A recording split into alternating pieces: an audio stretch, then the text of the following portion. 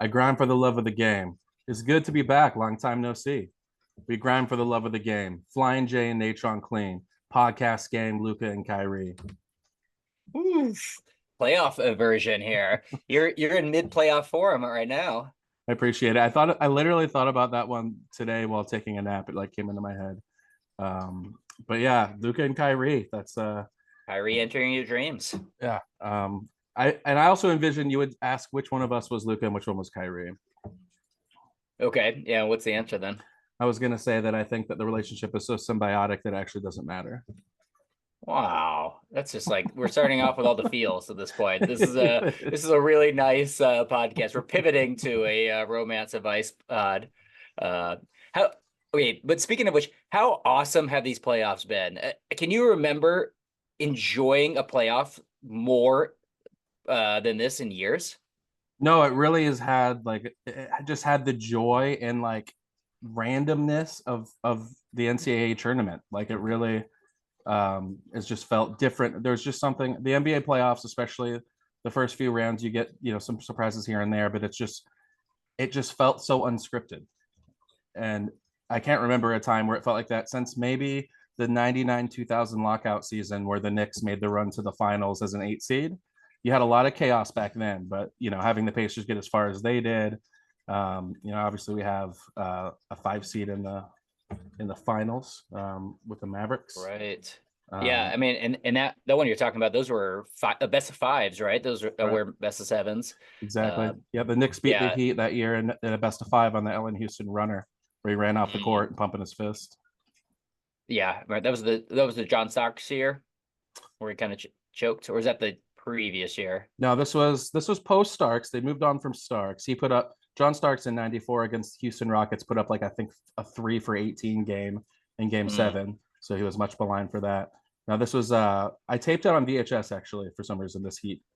That was the same series that was it Jeff Van Gundy just latched onto the leg when Oh, Mourning and Lonzo Larry Johnson Mourning. came to blows. Yeah, and you had Yeah. PJ Brown, even little Greg Anthony. You just had a bunch of enforcers. It was an interesting product. I've definitely enjoyed this year's playoffs more than that. Yeah, that was a little bit of a bruiser. Yeah, I mean, it's been, like you mentioned, it's so fun because we never get the mystery involved. You never get the randomness where the NBA is really often so chalky. You can predict ahead of time which one or two, or maybe if you're lucky, three teams are going to win it. And I feel like oftentimes, there's been so many years where you knew which one or two teams was going to win it before the season even started. So this one entering it in to have so many upsets and in each round, just kind of not knowing which team is going to be the best team has been really entertaining. It was kind of fun hearing the experts because we're so used to being able to predict this stuff. Once the Nuggets went down 2-0 to the Timberwolves, and everyone was like, "This is the NBA Finals. The Timberwolves are now the Uh-huh. team to be," and that just being flipped on its head and then being Right. flipped back, and then they get to the series with the Mavericks. No, it's been incredible. So, and now that we have the team that had the best record in the league, and still nobody feels strong about picking them as favorites. So it's fantastic. Yeah. Yeah. This is gonna be great. Yeah. We figured we would so to kind of get into this, we kind of figured we would take this little period of time before the NBA finals really start. It's kind of it is kind of weird. It's kind of a downshift period when you're watching basketball every single night to all of a sudden have a week totally off. But I figured, what I mean, kind of fuck that. Let's keep going on it and record a podcast in this space. But Totally. we wanted to kind of do this one, and it's kind of gonna be a fun, lighthearted thing. Obviously people, there's, as you mentioned before we got on the air, there is some junkies out there, but obviously most people are not looking for necessarily fantasy content. But it was kind of I thought, a good time to take almost like a playoff overreaction podcast. And so the format of this one is, I'm going to kind of be asking you, Jamie, a bunch of just kind of playoff superlatives and kind of just really over the top takes. And I want to kind of get your opinion on some of these things. And I made them a little bit hot takey because I wanted to see which directions you'd go on some of these things. This is exciting. This is definitely the most true to form and how like Nate and I over the years talk basketball. So this is less structured fantasy advice podcast and more see how these ideas start brewing. So these ideas are fresh, kind of like how we get our topics going as a podcast. So I hope you all enjoy it, and I hope I don't sound completely dumb as I have not researched this. So Nate, please put me on the hot seat. Where do you want to start? All right. I want to start with who's your favorite 12th man in so far? No, I'm just kidding. Steve Scheffler forever, number 55. Yeah, I'm going to start with some heat right off the bat. Kind of with a kind of an obvious one. One of these really, I think almost everybody's probably top 3 or 4 overall playoff performers, and that's with Jalen Brunson. He's been one of the absolute stars of the playoffs. He put the Knicks on his back and has looked like a superstar. My question to you is, have we seen enough at this point? Is Jalen Brunson now a absolute stone cold lock to be a top 10 pick? Nah, I wouldn't take him in the top 10. Personally, and it's not that I don't think you could get the production. I'm just still shooting for a little more upside in the top 10 mixed with certainty. I think that the historic, 28.7 points, 7 assists, gutting it out in the playoffs. I think he is a playoff gamer. It doesn't mean that the regular season we're not going to see, numbers close to that. I'd have trouble getting him into the top 10. Just as my initial thought. I still have this disassociation with it still Jalen Brunson. And so if I'm sitting on the clock and I'm looking at, Anthony Edwards or Jalen Brunson, even Haliburton or Jalen Brunson, I'm still going to reach for those guys over Brunson personally. I think that's fair. I mean, he was the 30th ranked player average this year, 21st last year. I respect your restraint on not being a prisoner of the moment and keeping him out of your top 10. But I might even take Kyrie over Brunson, this new peaceful Kyrie that we can apparently trust, and his efficiencies is his efficiency has always been incredible. If you can get his percentages and just the surefire stats of I'm interested to kind of get into Kyrie, but I think he's the player that I'm the most susceptible to being reactionary to right now. If we drafted today, I say we drafted today. Yeah, I don't have my list, so let's just dive right in there. I mean, if you can get 70% of the defense that Kyrie's bringing you in the playoffs in the regular season, like holy smokes! I mean, his defense has been locked down. And we've talked about this before, Nate. His blocks are sneaky for a guard. I think one of us asked each other a question about who has the second most blocks for a guard in the league, and it was Kyrie at some point this past season.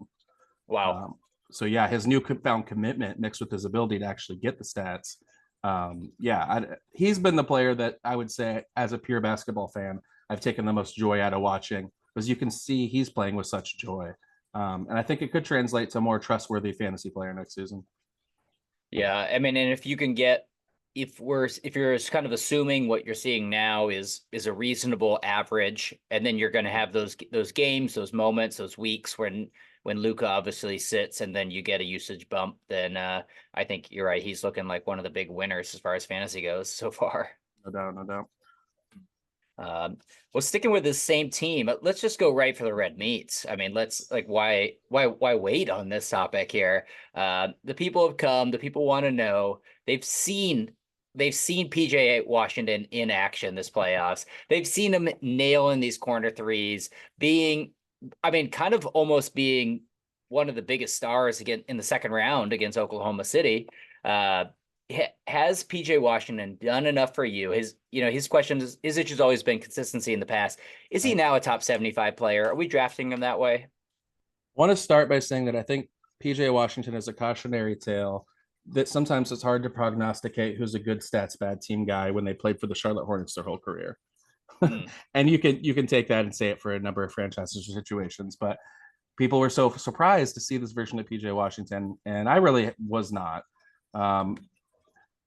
I did not know he would be this ready-made, just trustworthy role player, but I thought in the right situation, he could be a trustworthy piece. Now, I feel like, I looked at his playoff numbers. They're pretty much in line with his regular season numbers.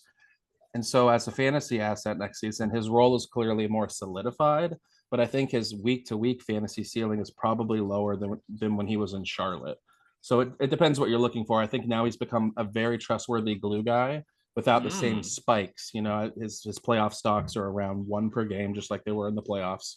But now you're going to get that like crazy 35 minutes, like just locking in with Dallas. So I think he's the sort of player that they'll be tempting guys to drop next year, and you'll be looking at PJ, and he's actually probably going to have less spike weeks, so you might be tempted to be like, maybe I'm enjoying his 14.7 rebounds and his the one steal, one block, and a couple threes, but I think the ceiling's going to be lower, but he'll be somebody that you'll want to hang on to throughout the season, even if there's somebody who's flashing and you're like, this is my second worst player as far as just, ceiling expectations. So I think overall, PJ Washington, more trustworthy, but you're going to see less spike weeks out of them.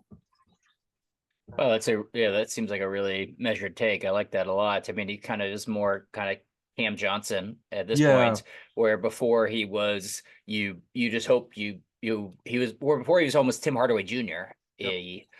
You kind of just hope that you caught the right week. So It's been, I think, people that have been listening to Projecting the Jump for a while and have known that we were both a little bit higher on PJ Washington than consensus. But it's been fun to see him in the playoffs, and it's been almost surprising to see quite how consistent he's been. I think that's been one of the nice pleasures of this. It has been nice pleasure. Yeah. It turns out PJ Washington, UK 2K, 2 years he played there. He's a winner. And what was that game against the Clippers in the first round? I think it was Westbrook was trying to get into his head and had started some crap. And he just like stood there and posed, with like his arms crossed. And he's just like, no, I'm an immovable object now. I'm like Luka's. I'm Luka's bouncer. Like you're not. Right. So it's cool to see that evolution. That flex like lasted like I swear it was like 20 seconds. It was like it was like a caricature of a flex. I would like a big head, just life size cut out of that flex. That was super cool. That was solid. So moving on to a guy who did not have a strong playoffs. And that is Darius Garland. The Cavs obviously advanced past the first round, which was a victory in itself, but it was not because of Darius Garland. He had a quite poor playoffs in general. So my question to you is, we kind of have seen him shrink on the biggest stage 2 years in a row. And so is Darius Garland just strictly not a top 50 player? I mean, the other question is he not a top 75 player? Well, I think if I was a team like San Antonio, real life terms real quick, he's a bit of a distressed asset in fantasy and maybe in real life. And I would be seeing if you could pry him away. I'm still a believer in Darius Garland. I do think that those games later in the series against the Celtics, when Mitchell was out, you could really see this just with more space. Him and Mobley, especially in that closeout game where they ended up losing it in Game 5, they just looked. You could see the blueprint. You could see what the Cavs had envisioned. So, real life terms, I'm just afraid that that we're going to have to break up that pairing to really see what he can do. For a full season, though, let's wait and see if Donovan Mitchell or Garland find their way out of there. I'm hoping for a breakup for fantasy and real life reasons, but I mean, in the postseason, you're 16 points a game, 5.8 assists, 3.6 rebounds isn't getting it done, but he could be a bit of a post hype sleeper. If Darius Garland's sitting there in the 6th round next year, even the 7th rounds, I'd still pull the trigger on him. He has the upside, and we'll see what the situation looks like as far as the backcourt. Yeah, it did seem like it was almost a matter of like his confidence got a little rocked this playoffs, and I mean, and Donovan Mitchell is such a ball dominant, kind of a larger than life confidence figure that you could see he just shrunk a little bit. Yeah. But he's a young guy, and so I hope that he's able to bounce back. I think we didn't see it this year. I've been a little skeptical on him recently. I mean, his averages this year, he was the 111th ranked player in fantasy on average. He was the 63rd last year. I think as long as this lineup's intact, I'm a little skeptical on it, but we'll see what happens. And it's funny about Garland, and tell me if you've tried. I think last year, shout out James Robinson, our league of record, had Garland last year. But in other leagues I'm in too. You ever tried to buy low on Darius Garland? You can't really get it done. You ever thought, okay, like if you're looking at his last 2 weeks, his averages, his production, nobody ever wants to be the guy to sell on Garland before the breakout happens. And I'm interested to see if he has a suppressed ADP next season. if he does become a value or kind of like a post hype sleeper type where people are kind of down on him and then he finally does break out. Yeah, that's yeah, I guess it's all about where he falls in the rankings. I think that is a really smart thing, that there's no bad player, just a bad ranking. But we won't give up on Darius Garland here at projecting the jump, will we?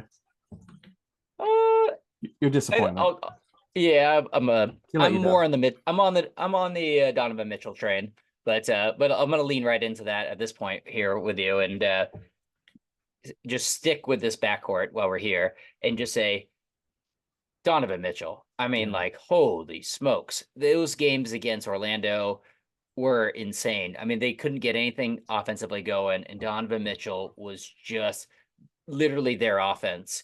So my question to you is, we've seen enough here, right? Like, are we putting him in the top 10 every single year? I think again, it's circumstantial. I mean, I think I'm looking at him and Brunson on the clock for some reason. I still would lean Donovan Mitchell. I just think of him more as an alpha, could be the second best player on your team. After you finish the draft and you're looking through your team and you're like, Donovan Mitchell, he's my second best player. You'd feel better than if you saw that Jalen Brunson was your second best player, wouldn't you? I would.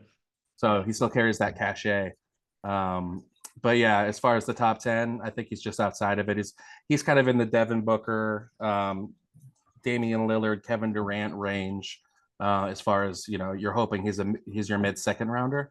But the floor is pretty high, and we'll see. I mean, maybe he finds his way to New York, which would be strange. But I mean, I know he's wanted to go there. He's from New York, but I don't know how that would work with Brunson. But him and Garland, we need to bookmark them and just see, if they end up in the same backcourt.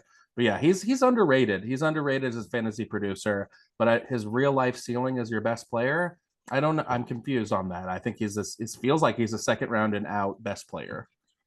Yeah, I think it's tough when you have a guy that just needs the ball in his hands that much and isn't a top 10 player, a top 5 player in real life. So that kind of puts a cap on where you're at, unless the rest of your defense around you is really, really elite. It's a good point about, like, he just isn't quite in that echelon that I think his teammates kind of look at him and they're like, what do you think? You're Kobe? Like, you're Donovan Mitchell, and he also nobody expected him to become this player. He still has a bit of an underdog perception, I think, even with his peers. I don't know if he's viewed as a top 10 player by his peers. Yeah, I don't think so either. So kind of leaks into the fantasy perception a little bit, but let me hit you with one real quick. We're gonna stick to the top of the breakouts. I'd say outside of seeing this Luka and Kyrie thing come together and seeing Kyrie go from villain to just like, okay, look at he's people can change. It's the American dream. It's the Anthony Edwards breakout for me. It's the Anthony. Yep. And so I wanted to play a little 9 cat on the clock with you with Anthony Edwards, because I want to, again, kind of place where is he in our minds after the season he had in this performance, because it's a bit like your top 10. So we're going to kind of creep into last year's mid-second round, and we're going to see how far we can get here. Okay. This is called Ant-Man on the clock. Ant-Man on the clock. Are you taking Anthony Edwards or Devin Booker next year? I gotta go Anthony Edwards. I'm going Anthony Edwards there. I think there's a little bit less competition for touches and the ceiling's a little bit higher. I'll take the swing. What's the stocks? Yeah. The defensive stat potential. Okay, same here. Okay, moving on up next season. Anthony Edwards or Damian Lillard?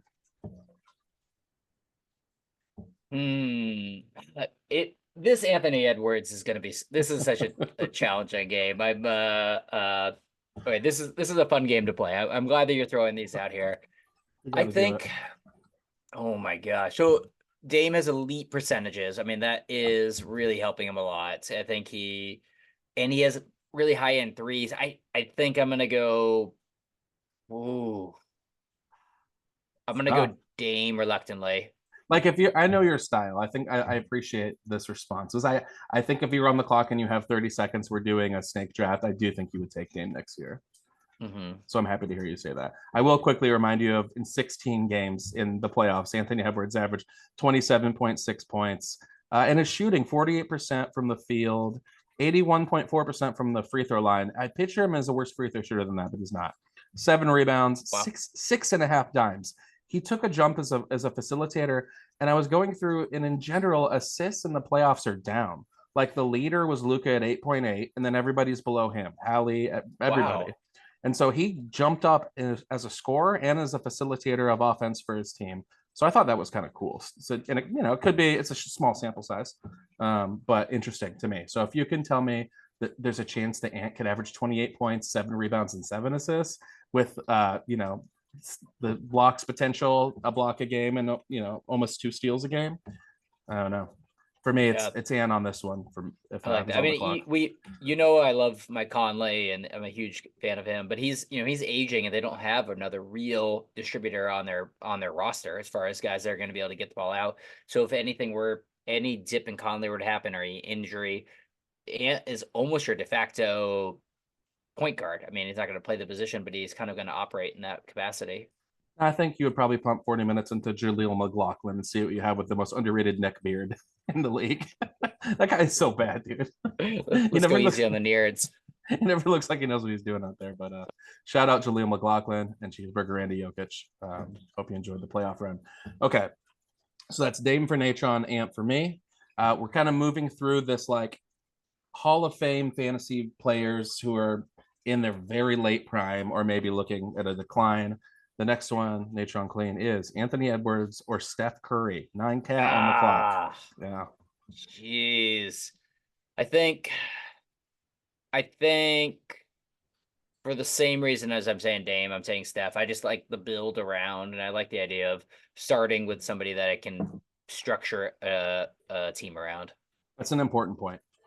I think that has you actually do have a style that leans a little more towards, if you were to play Roto, I think you do really well, actually. So shout out Dan Besbris.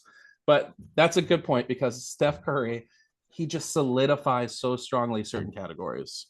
And that is comforting when you're starting a build. And it gives you more flexibility moving forward. I'm still taking Ant. That's just how I play fantasy. I'm taking Ant next year over Steph. Yeah, I think we'll see I think it depends on what the Warriors offseason looks like. But, at this juncture. Yeah, no, it's close. Okay, this is actually a really fun game. Okay, one more. Remember, 9 cat on the clock. Anthony Edwards or Kevin Durant? I'm going Ant. That one's pretty easy. Okay. That one was harder for me. But Ant narrowly passed him. So it's interesting. So you have these 3 veterans who have been first-round players for a decade, and Dame, Steph, and Durant. Then you have Booker, who's I think in his stratosphere, but Ant took a jump. Mm-hmm. So this is what I'm calling the final boss level. This is where it really gets into like how bad do you want Anthony Edwards, and I have a feeling this could be quick for you. They weren't as quick for me. Anthony Edwards or Tyrese Haliburton? I'm gonna go Ant. Assuming full health for Hallie, knowing he was a little. Yeah, I'm gonna actually surprisingly go Ant. I just think I think he might have another gear ahead of where Hallie is, but that's tough one. Okay. Yeah, for me, I'm gonna slightly lean Hallie on that one. I get a little bit because of what you said about just knowing exactly what he solidifies for you and thinking that there's still, notches for him to rise. But I do think that the hamstring injury, rushing him back the way they did, maybe having something to do with needing to meet a threshold to be eligible for awards for All NBA, foolish. And he clearly wasn't healthy, and seeing him get out some of those games and Madison Square Garden in particular against the Knicks later in that series was pretty impressive because the guy was not healthy. Yeah, he just looked like he was 80% of the guy who we saw the first 3 months of the season. 100%. And I think it was a little bit of a shame for a lot of casual fans that really tuned in during the playoffs, and they were kind of like, well, I don't know, he's right. Okay. And you kind of had to put a disclaimer out there that, we're not seeing the full version of him right now. That's a good point. If you were just jumping into the playoffs, you'd be like, dang, Andrew Nembhard's Pacers are an up-and-coming squad. I don't know if we're going to get into any Nembhard content and talk about. Yes, we are. Let's save that one. Yeah, let's save that. Okay, this is the final boss here, and then we'll move on from Ant 9 cat on the clock. Ant 9 cat on the clock. Are you taking Anthony Edwards? Are you taking a swing at Joel Embiid next year? Once again, this is an easy one for me here. I just think that there's Ant wants to be the guy. Yeah. He wants to be an Iron Man. You can tell that from him. It's his in all his quotes, everything he says, he wants to play 82 games. That's a really important thing to him. And it pains him every time he has to sit out or might have to sit out. So for me, I'm going to take that all day. Yes. Yes. Hadn't thought about the Iron Man factor, but yes, it's Ant for me as well. Natron Clean, because you did so well at Ant 9 Cat on the clock. I have one bonus choice for you. 9 Cat on the clock. Are you taking Anthony Edwards or the Tsunami Poppy? That's Kelly Oubre, baby. Man, that is tough. That's tough. Kelly Oubre is he's available. You're hitting true. bid. It's tough. I mean, I think you got to go. If you have Tsunami Poppy, you get a team name. I mean, you can name your team after him, which is there's some value in that. I think I go for that, and then you can always trade for Ants on a bad week. So right. That's yeah. That's a good point. You can flip Poppy at any point for Ant if you wanted to. Yeah. So again, playoff performer. Hard fantasy analysis. Now shout out Tsunami Poppy who had to squeeze it in there. Thank you for playing 9Cat on the clock, Natron. I'll toss it back to you for your next. That was. Yeah, that was real fun. I wish I had a game to follow that up. That was quite as fun. But but how about I give you an opportunity to take one of your pleasures in life here and ask you about a Thunder one. But I swear this is going to be a softball here. My question to you is, will Josh Giddey, who averaged 12, 6.5, and 5 this season, spend more time on the wire or more time on rosters next season? That's a great question. He a little bit in profile, and I think also in perception is like Ben Simmons. Statistically speaking, the way his career is going, he didn't obviously have the same pedigree, but as far as how specific, you need to consider his weaknesses when you have him out on the floor. And it's kind of like my bad cake theory. It's like you have to consider the calories when you're eating cake that isn't that good. And I'm thinking Josh Giddey is starting to get close to the line as far as team construction. But I think because of his popcorn numbers, I'm going to lean more time on someone's roster in a typical 12 team league, just because people are afraid that they'll miss out. Maybe he floats his way somewhere else. He would be a fun, good stats, bad team guy. Let's see him just find his way to Charlotte. He can go, hang out with LaMelo Ball, and they can, hit up Instagram and do whatever, hang out with baddies and stuff. But yeah, I would like to see Giddey end up on like bad teams for the rest of his career and just pick up and put up numbers. That'd be kind of fun. Yeah, it's tough because he really needs the ball in his hands, and he just can't make it work at this juncture without it, and that's even with Chip Engle as his shooting coach. So I worry. I would be concerned about drafting him next season because the concern was that Cason Wallace and some of the other young guys are going to be eating into his minutes, and his minutes per game are going to kind of be doing a slower downward progression. So I'm nervous about him unless he gets the coveted 3-position eligibility again next season. So I just pulled this up, Nate, because I think it's important when answering the question before we move on. So he's still on his rookie contract. He's entering the last, looks like he's 24, 25. He's entering the last year of his rookie deal. So they got one more year to decide what they want to do with that. I can't imagine they extend him, but they're not the type of team to let assets just walk for nothing. So we'll see. Sure. We'll see if he ends up somewhere else. That'll be fun. Yeah, could be on the Blazers. All right, enough Josh Giddey talk. Answer your question. What do you got next? All right. My next question for you, it's going to be Nembhard to keep Andrew out of the top 75 next season. Oh boy, yeah. I'm getting Nembhard just thinking about some of those performances he had against the Knicks. No, man, like gosh, it was gutsy. Like I didn't know he had that in him. I think once he hit that kind of fluky 3-pointer, he was playing really bad against the early on in that series against the Knicks, and it was against the Knicks and he hit the game winner, right? It was against the Knicks. And like universally everybody was like, Right. that's a bad I shot. know. And it was Yeah. like, I was like, oh, wait, he still hit the game winning 3-pointer. Like, let's go a little easy on him, like bad shot thing. And then at the very end of those games, the last two games in particular, you could just see the gas tank run out and he'd be running up the court and you'd be like, dude, pull it back, stop running frantically. You have plenty of time. But I just think Oh, like the glass slipper effect, like he got every ounce he could out of his abilities. yeah. Yeah. That was, I was amazed. I think, we've had this kind of running debate the last 2 seasons between, Yeah, that's true. between who is the prime backup point guard there, him or TJ McConnell. And it is interesting. I mean, Nembhard is now finally kind of coming into and flipping that role, although TJ McConnell's not ceding it, but it's just kind of Nembhard has been earning it. And it was cool to see. I mean, in both the first round of the playoffs and then when Hallie got hurt, especially. But I mean, Nembhard was earning minutes on his own. Besides that, he stepped up his points per game from 9 to Yeah. 15 from regular season to playoffs. So I think you have a really strong progression. And he's only a second-year player. I think is going to be like one of those trendy breakout characters. I think that if you're going to want him, you're going to have to pay maybe a top 75 value on him. And so I guess that was one I was really curious to hear. Like if your initial impressions leaving the playoffs were, oh yeah, I'm going to try to get this guy or not.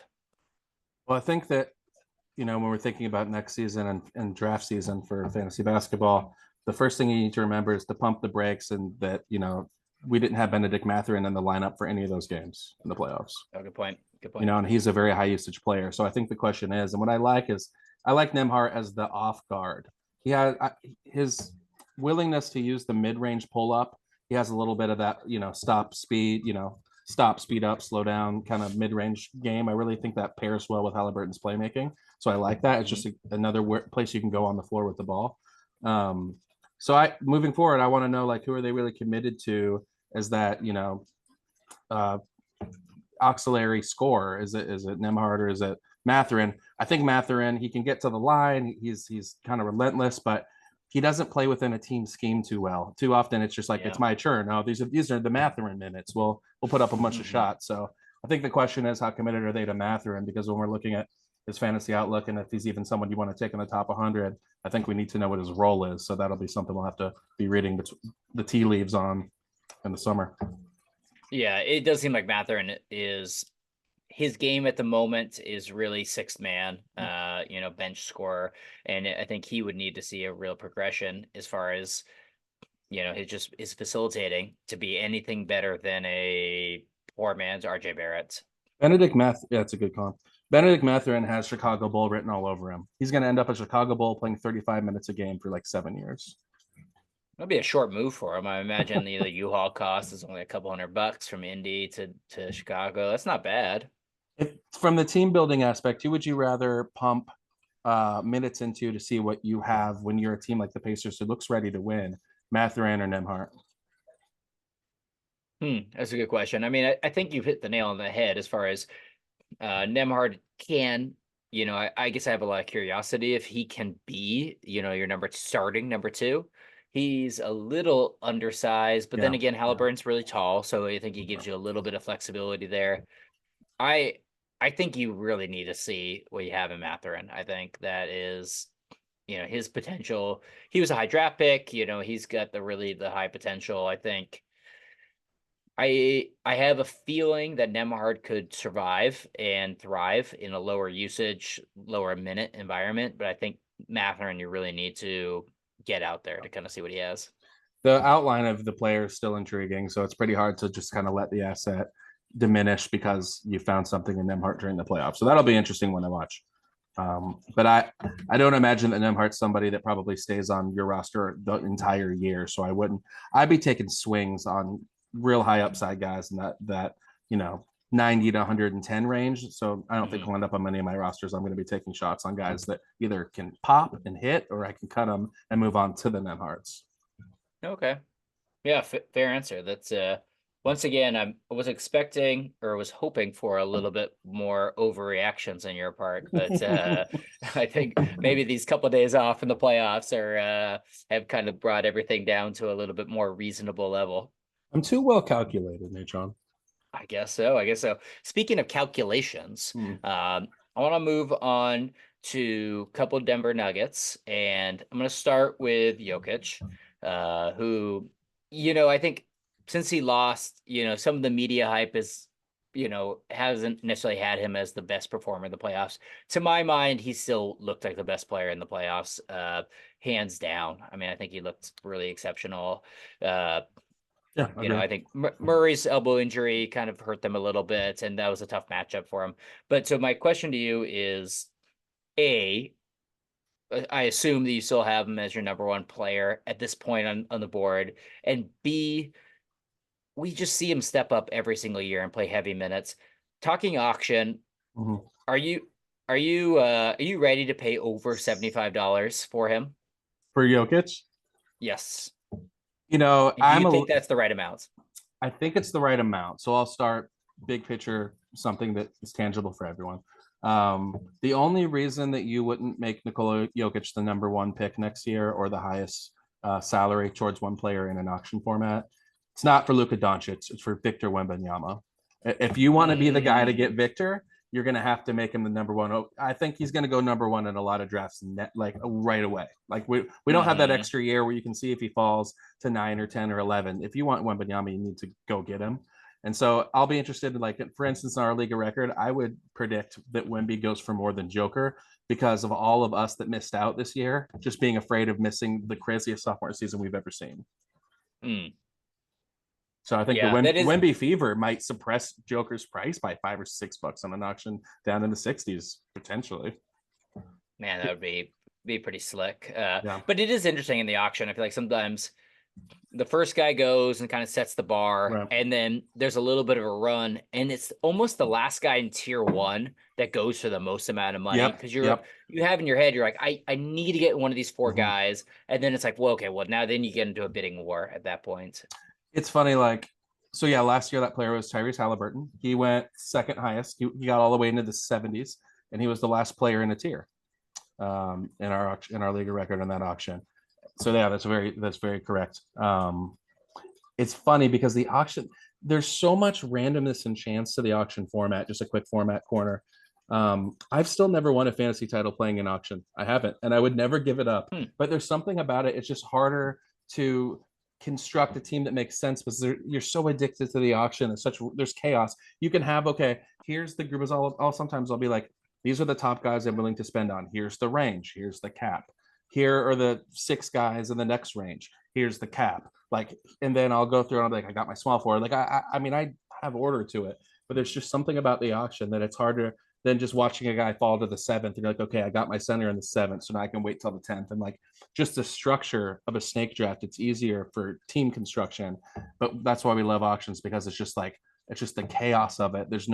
It's the best 3 hours playing fantasy still. And I'd rather feel that feeling than win a title. Yeah, that's the most exhilarating moments are those like hours on the clock. And it is hard. It's so hard to it's I feel like in some ways you're addicted to extracting value in an Yes. auction draft. And sometimes I call. certainly I know I fall guilty of seeking value You're a rather than value seeking hands. the player that I Yeah. want or You're a the hound right thing. for value. Yeah. You're a value hound. For good or for bad. I'm For like both of Goodwill. I'm like Yeah. sifting through the bins. I'm like, Yes. do we need a third clock for the house? Like it's only 25 cents. Like we could use one of these things. Just a small asterisk on what I said. I believe I won 3 fantasy football titles playing auction. Fantasy basketball, it eludes me.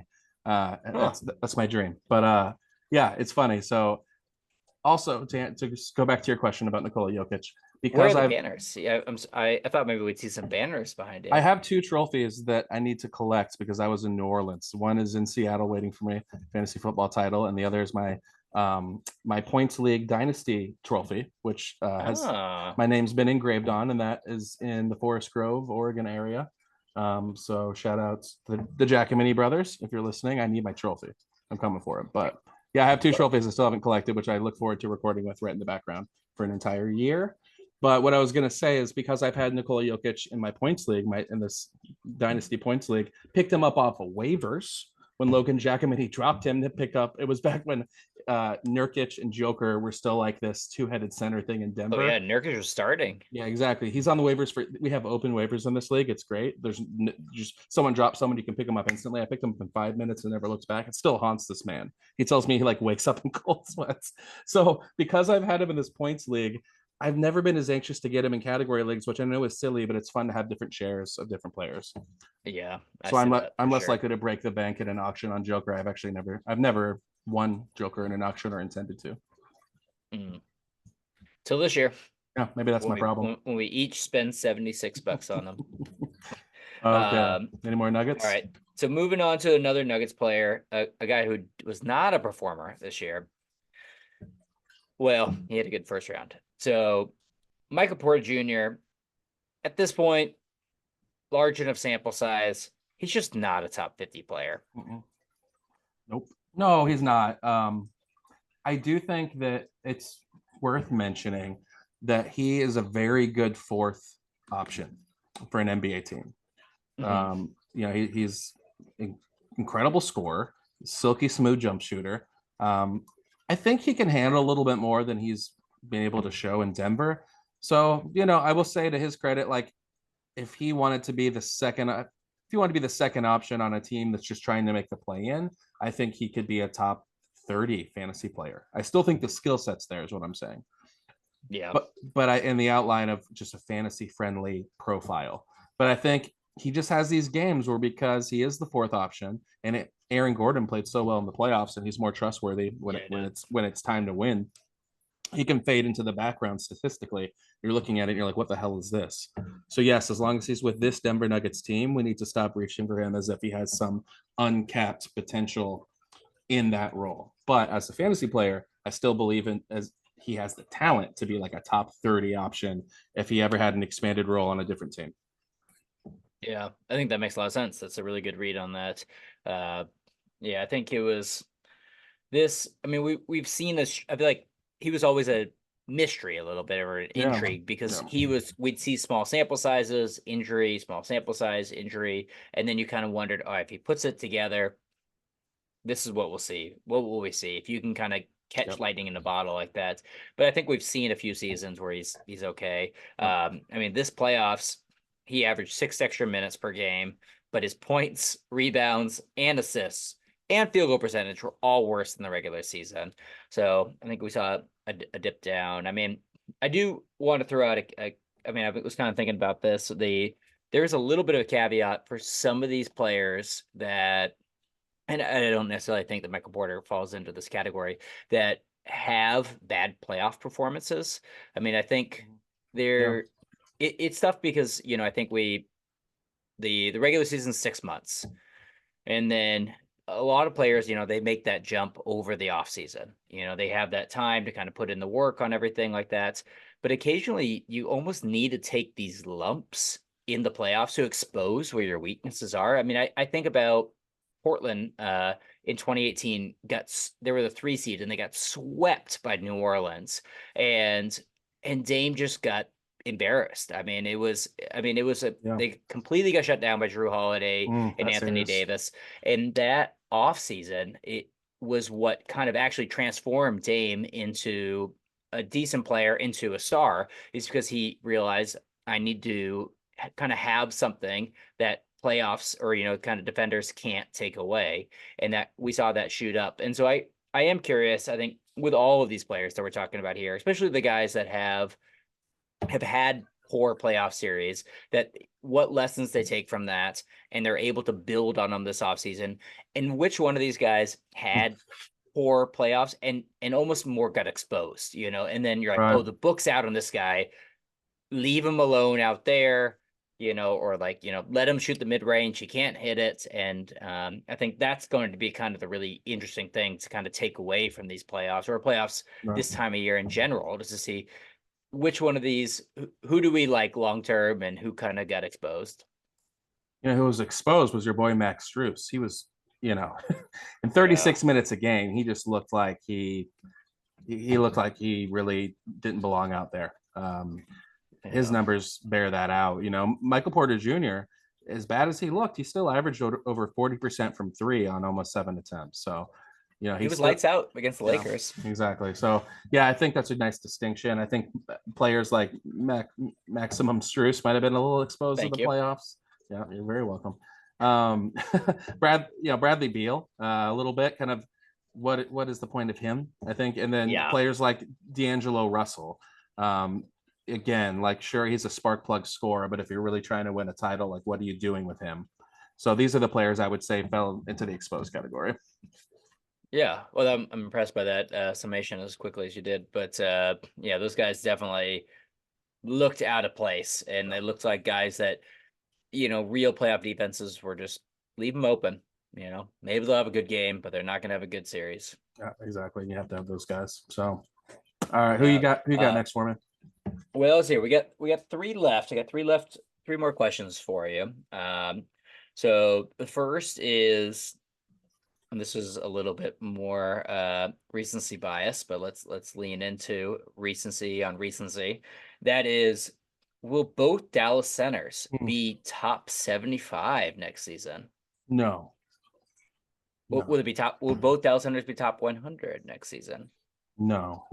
Daniel Gafford was 38th last season, and Derek Lively was 126 in per game value on per game, and that takes into account the when he was with Washington, right? Right. Yeah, I'm thinking with this one. I really like Lively as an interesting swing after pick 100 if you need a center. If you put it on center early, I think he's really interesting. I think Daniel Gafford's minutes are going to be too inconsistent in Dallas because I think what they found with Derek Lively, and there's been a lot of ink spilled on this, just his ability to facilitate and keep the ball moving, see the play, see the guy to kick it out to, and then when the ball gets to Gafford, he's just a traditional center. He's a great rim runner. You saw some of the alley oops from Luka in that game. That I believe it's the one where Cat actually hit Lively in the back of the head with his flapping leg. Their offense doesn't look quite as dynamic with Gafford out there. So I think that you're going to have nights where Gafford gets 6 minutes. I think he's going to be a player that is situational. And so I don't see in a top 100 season for him as a Maverick, because I think Lively is going to be so instrumental to, for what they're trying to do, either defending their title or coming off their finals run. So I think Lively, stock up. But Gafford's going to be a situational guy. I don't think you're going to want to roster him all season, because I think the lows are going to be like, he can't play against this team for whatever, and they're still the Dallas Mavericks, so you're still going to get a little Maxi Kleba. Dwight Powell breathes, and he breathes in a Mavericks uniform. He's injured, actually. He's not playing in this playoffs, not because it's coach's decision, but he's hurt. So I think they still have those guys. So I love Lively's outlook. I think Gafford could turn into a block streamer, and if he starts getting the minutes, don't drop him until they go away. Yeah, that's once again a measured take. I mean, I think we've seen them just their plus minuses. Both those guys this playoffs have been amazing. You see them on the court. When they're on the floor, both of them have been elite. But at the end of the day, in the playoffs, Daniel Gafford has averaged 22 minutes per night. Derek Lively, 22 minutes per night. I think you're right. I think they're going to eat into each other's value a little bit, and those other two guys. I think that it's one of those moments where it's going to be a hard thing. You almost wish that it was cheap enough that you could just pick up and stream them, but in reality, you probably need to draft and hold and hope for something, kind of some minutes to break loose somehow. Yeah, it's interesting. I'm going through it here. Derek Lively, he's 8th in the playoffs in blocks per game at 1.2, Gafford 1.8. So, the upside with Gafford is still tantalizing. I'm just concerned that he's the player that will be won't be matchup proof. I think Lively's fairly matchup proof for a rim running center. But yeah, we'll see how it plays out. But I do agree that if you want to take a shot on one and see how it looks when the ball's rolled out there for the start of next season, you definitely got to draft them. You can't, they're both going to go drafted in all leagues. I would think. Right. Yeah. Well, that's good. All right, we got two guys left for you. The first is This one I don't really know how I feel about this. So I'm interested to see if you can provide a little bit of clarity. I have it written in a form of a confident take, but it is less confident than that. Um, Okay. so Evan Mobley Hmm. needed these playoffs to be pushed around and shown that he needs to step up his game, because we saw that at the end of the Boston series. We saw alpha Evan Mobley. Yeah. So my question to you is, are we actually going to see a top 25 season from Evan Mobley this year? Uh, with the info that he was 40th last year and 26th the year prior to that. I'm gonna keep drafting them like we are. I think that's the best way I can answer it. Yeah, I would say Game Five Mobley might have been, from a personal fantasy analyst standpoint, my favorite part of the playoffs. Just like, yeah, just Wow. see. I mean, man, he when he was like motivated to get to the cup, and he still had just the smooth handles to be able to back his man down. He was clearly like frustrated the series was about to end. There was no Mitchell on the floor, and he went and got his numbers, and he looked great doing it. So yeah, I think third round pick, no problem next year. I still believe in the upside of Evan Mobley and Nine Cat. I would love to get Jared Allen out of the way, because I think what you saw with Allen hurt in that series is you got to choose, just like the backcourt. You got to Yeah. choose. You need a more versatile. You need like an MPJ type next to Mobley, and it doesn't. Somebody who can shoot, that is lanky, that can defend. Hmm. But you can't have these guys together. It's hurting it's hurting the fantasy assets. But I do think that from a team construction, it doesn't make sense. But yeah, that's, I guess, my most hot takey response is I'm going to keep drafting Evan Mobley like he'll be top 25. I'm not going to miss out on that breakout, because it will happen. Yeah, I like that. I mean, against Boston, it was 21, 9.5, 3.5 with two Yeah, stocks. I no, mean, just really hit that another level, like you're saying. And he's so young, and I think there is, I think I'm hopeful that he's the guy that takes away being like, against Orlando, they shut me down, and I need to not allow that, next year. he showed that glimmer that's going to keep me hooked. And I know we've both been big Mobley guys over the years, and we've went back and forth on whose roster he ends up on. And I'm happy to get into a bidding war, especially if Allen's off the team, because yeah, I still think he's going to have one of these monster top 10 fantasy seasons one of these years. Yeah, I like that. So I only have one question left for you, and it's on a team that we haven't touched on yet. The team that went to 7 games, but if you can you pick this team out yet? We haven't talked about them yet. They got to a game seven, and then they said bye bye. Exactly. They said bye bye. And yeah, they were in the East and they lost in the first round. This Milwaukee. team is Milwaukee didn't get to a game Orlando. seven, did they? No, They they didn't. didn't. No, they Wow, that's didn't so even. sad. Yeah, yeah. Yeah. Orlando Magic is the team I'm gonna go for. And that was, in some ways that was a tough playoff series because it was such a defensive dogfight. The guy who I am curious about Mhm. here, and I suspect that you're a little bit higher on him than me, but I'm not sure. I am. And that is Franz Wagner. No, Uh, I'm not. and so my question to you is this: Franz Wagner is simply just a fringe top 50 player, nothing more. Yes.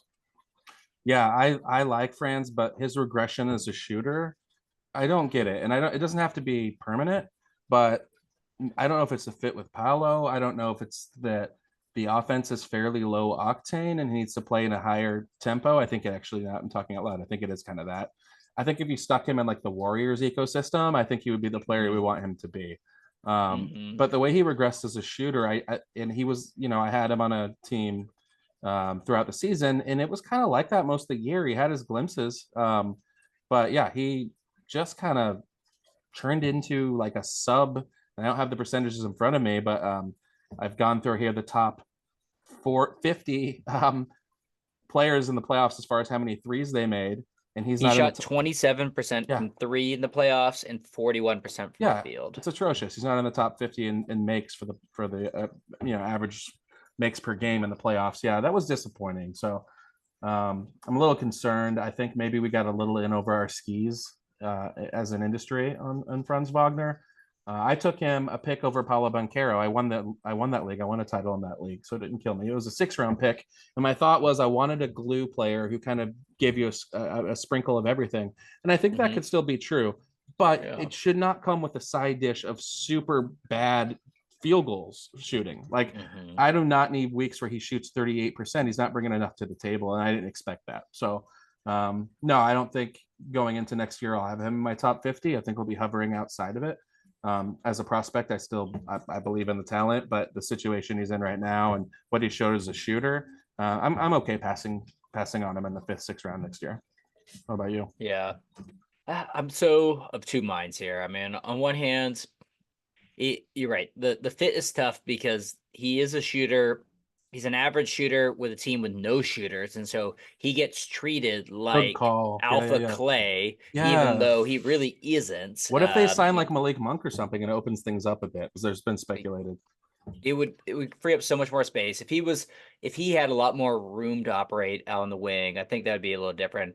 And then I'm conflicted because on one hand, in the playoffs, he still averaged 19, 7, 4.5, and he's only a Hmm. second year player. He's 22 years old, so that part of it is really intriguing to me. I'm like, okay, so he averaged that, those stats while shooting atrociously from three. Like he was cold beyond cold. The flip side of it was watching the games. The Cavs clearly just gave him the playoff treatment. They just went, yeah, we're going to let Franz beat us. And they left him wide open.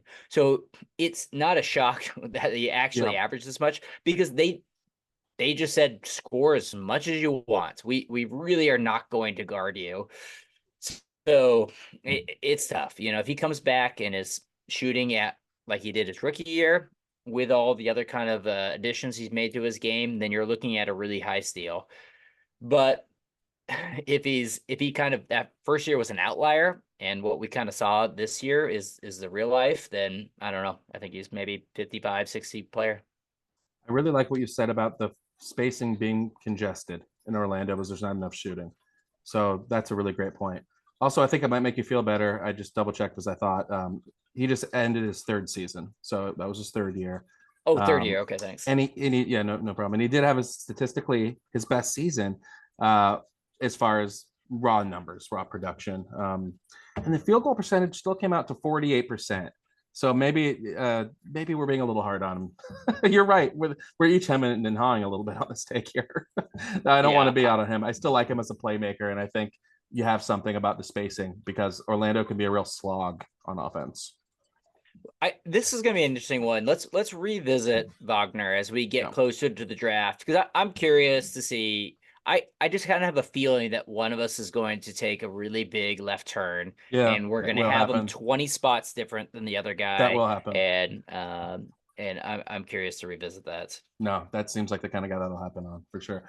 Okay, let me ask you this. This is an interesting one. A young guy who I think's gotten a little much hype, and we were both right about him going into the draft last year. We thought he was overrated, and he really was one of the worst ADP values. Just from an NBA perspective, who do you think's the more talented player, um, Franz Wagner or McCall Bridges?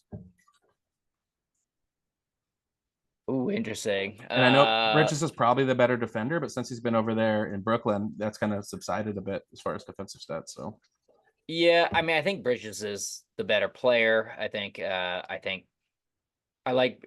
Bridges in a vacuum is better. I think I like him in general. It's tough because as the number one, he's so overtaxed and his numbers are so suppressed in that yeah, regard. And I think I would be curious to see this offseason if they can get him a viable, even a second banana, ideally somebody that's better than him, but I think they just need another alpha on that team. And then in that case, I'll take Mikal Bridges.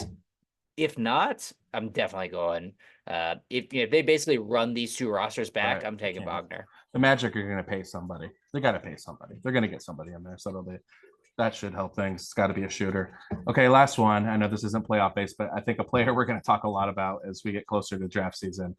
Who would you rather have as a fundamental piece of your young core on your NBA team? Franz Wagner or Jalen Green? Oh my gosh. This is like one of these things where like if we were really good at social media, we would just Yeah. snip whatever this quote is right now and replay it in 2 years, and it would make one of us look like an idiot and the other look like a genius. It'd be one of those videos where our words were like big yellow bubble letters across the screen the whole time, like everything you say. Did not believe in Jalen Green. Like so yeah, I'm gonna take Wagner. I don't think this is too difficult for me. I'm willing to have this. I think there's a high blow up in the face potential on this, but I'm definitely taking Wagner. I think he's fits with most teams because Orlando needs him to shoot, so he shoots. But I think he doesn't need to be that way with every team. And I think Jalen Green is needs the ball in his hand. Let me put it this way. Has there ever been anything more fake that happened on Earth than those 20 games after Şengün went out for Jalen Green? Like, what I don't was know. that? What That was was that? boy, you're right. We haven't really discussed that enough. That We was haven't. wow. Did they have the best record after the All-Star break? Yeah, I they mean, that did. was insane. I can't remember the amount of games they won in a row after he got hurt, Şengün, but it was 8 or 9. It was up there. And Jalen Green leading the way, and then eventually it kind of fizzled out towards the end of the season. But yeah, that's going to Man, be one of the harder I guys to couldn't have pin. been more happy. Oh. I had some coin on them making the play-in and play-in only, and that was a ride there at the end. It was a good sweat for sure. Hell of a sweat. So yeah, that's going to be one of those players like you. I thought of it because what you mentioned, Franz Wagner. One of us is going to take a hard turn and be the Jalen Green guy and tell the other one why they're wrong. And I don't know who it could be. It could be either one of us at this point. Yeah. Wait, you're not going to take a stance on this? Ah, man, it's so tough. I want a little time to think about it. Okay. Wait, you can't just throw out questions and not answer them. I'm still taking Jalen Green just in case. Just that like rare go-to scorer. Give it 2 years. If my team is ready to win, I'm taking Franz Wagner. If my team's still bottom 5, I'm taking Jalen Green. Yeah. Like if I was the Portland Trailblazers, I would rather have Jalen Green tomorrow just to see what you have. Right. Yeah. He has the potential to be top 15, top 20, and Franz Wagner, as we just discussed, does not. Exactly.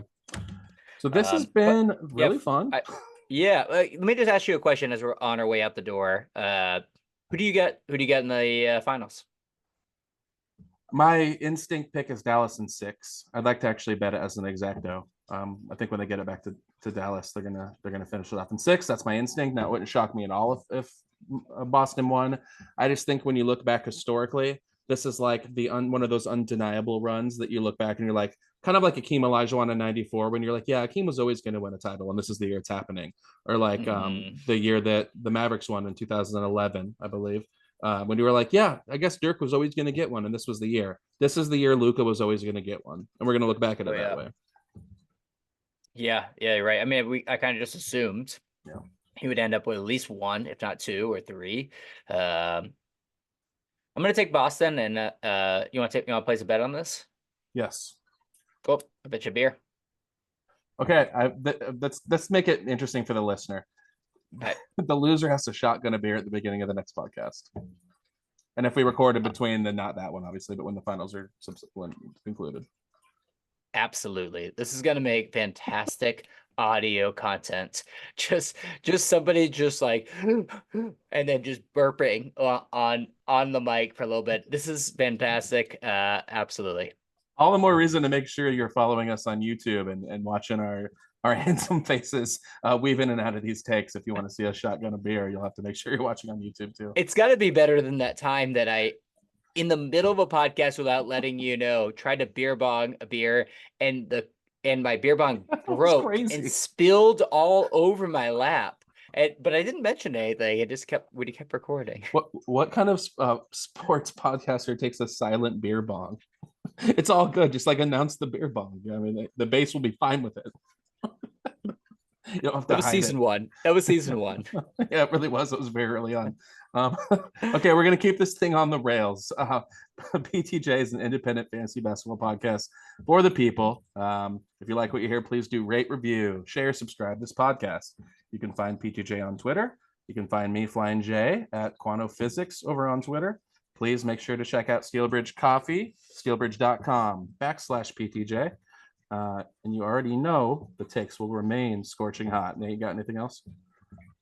No, I look forward to these finals, and look forward to getting back in here and seeing which one of us is the victor here. And there'll be no, you have to make the hole. You got to do the whole thing. There's no prep. Can't, it's just a live shotgun. So, yeah, that'll be fun. I'm really going to enjoy the finals. Let's make sure we stay active on the text thread. For Natron Clean, this is your boy Flyin J, and we will talk to you all next time. Later. Peace.